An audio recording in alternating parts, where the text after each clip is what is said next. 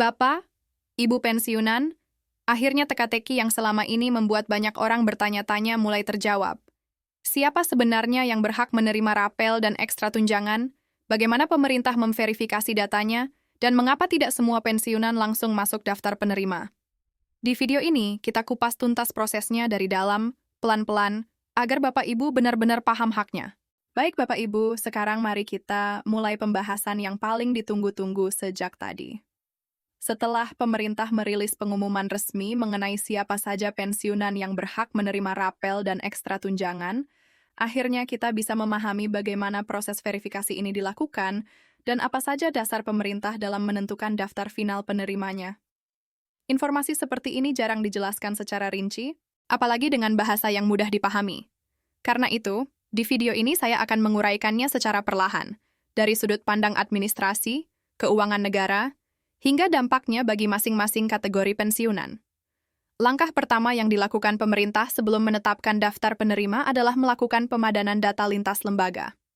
Proses ini tidak hanya melibatkan PT Taspen, tetapi juga Badan Kepegawaian Negara, Kementerian Keuangan, kementerian atau lembaga asal ASN ketika masih aktif, serta data kepesertaan pensiun sebelumnya. Pemerintah menilai bahwa satu sumber data saja tidak cukup untuk menjamin keakuratan penerima rapel. Pemadanan ini penting karena dalam praktiknya masih ditemukan banyak pensiunan yang memiliki data administrasi belum sepenuhnya sinkron.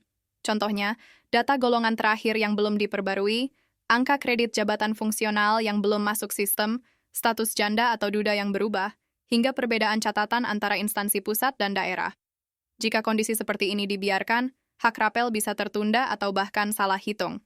Dalam rapat koordinasi internal, pemerintah mencatat terdapat lebih dari 70.000 data pensiunan yang perlu diperbaiki sebelum dapat dimasukkan ke dalam daftar penerima. Angka ini menunjukkan bahwa verifikasi bukan sekadar formalitas, melainkan upaya serius agar tidak ada pensiunan yang dirugikan akibat kesalahan administrasi. Banyak perbedaan data ternyata muncul dari hal-hal sederhana, seperti perbedaan ejaan nama, tanggal pensiun yang tidak sama antar instansi, atau kesalahan input golongan. Jika pemerintah langsung mencairkan rapel tanpa pembenahan, justru berpotensi menimbulkan masalah baru di kemudian hari. Karena itu, proses verifikasi menjadi fondasi utama kebijakan ini.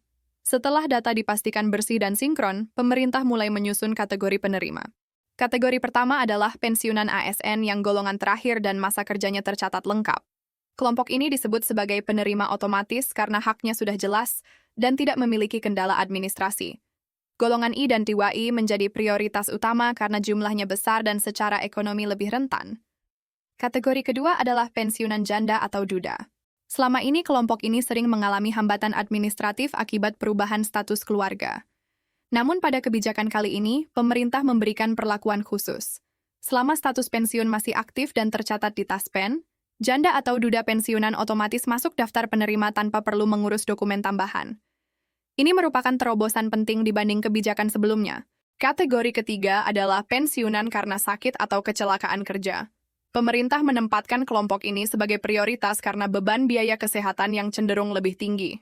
Kenaikan pensiun dan rapel bagi kelompok ini diharapkan bisa membantu keberlanjutan hidup mereka secara lebih layak. Kategori keempat adalah pensiunan akibat reorganisasi atau penghapusan jabatan, termasuk dampak penyederhanaan birokrasi dan penyetaraan jabatan struktural ke fungsional. Meski sebagian dari mereka pensiun lebih awal, pemerintah menegaskan bahwa selama status pensiunnya sah, mereka tetap berhak menerima rapel. Kategori kelima adalah kelompok yang cukup unik, yaitu pensiunan yang semasa aktif mengalami penundaan kenaikan pangkat atau penyesuaian golongan. Akibatnya, pensiun yang diterima lebih rendah dari seharusnya. Tahun ini pemerintah melakukan audit khusus. Jika terbukti berhak, rapel akan dihitung ulang berdasarkan golongan yang semestinya. Setelah kategori penerima ditetapkan, pemerintah masuk ke tahap perhitungan nilai rapel. Formula yang digunakan sebenarnya sederhana, namun membutuhkan ketelitian tinggi. Pemerintah terlebih dahulu menetapkan besaran kenaikan pensiun sesuai peraturan pemerintah terbaru. Kemudian dihitung selisih antara gaji pensiun lama dan yang baru. Selisih inilah yang menjadi dasar rapel. Rapel dihitung sejak bulan berlakunya peraturan hingga bulan pencairan. Jika pembayaran dilakukan di bulan Desember, maka rapel bisa mencakup hampir 1 tahun penuh.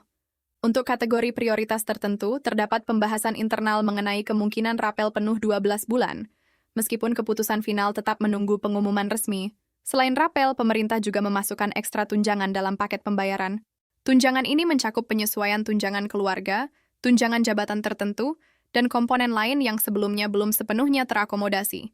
Seluruh rapel dan ekstra tunjangan akan dibayarkan sekaligus dalam satu kali transfer. Lengkap dengan slip pembayaran yang rinci, pemerintah menegaskan bahwa pembayaran rapel dilakukan sekali bayar, bukan dicicil. Rapel adalah hak, bukan bantuan, sehingga tidak ada mekanisme penundaan atau pembagian bertahap. Terkait jadwal, pemerintah memastikan pembayaran dilakukan dalam bulan Desember. Tanggal pastinya masih menunggu sinkronisasi akhir antara Taspen dan Kementerian Keuangan, namun yang pasti tidak akan diundur ke tahun berikutnya. Sebagian besar pensiunan tidak perlu melakukan apapun. Selama data bersih dan aktif, dana akan masuk otomatis ke rekening. Pemerintah juga mengingatkan agar waspada terhadap penipuan yang mengatasnamakan Taspen atau kementerian dan meminta biaya administrasi. Seluruh proses pencairan ini gratis. Bapak Ibu, pada akhirnya kebijakan ini bukan hanya soal angka. Bagi banyak pensiunan, rapel dan ekstra tunjangan ini sangat berarti, terutama untuk biaya kesehatan, kebutuhan keluarga, dan stabilitas hidup. Pemerintah menyadari bahwa kesejahteraan pensiunan adalah bentuk penghargaan atas puluhan tahun pengabdian. Verifikasi yang ketat, penetapan kategori yang adil, dan pembayaran yang dipercepat menunjukkan keseriusan negara dalam membenahi sistem pensiun. Bapak Ibu bukan sekadar penerima pensiun.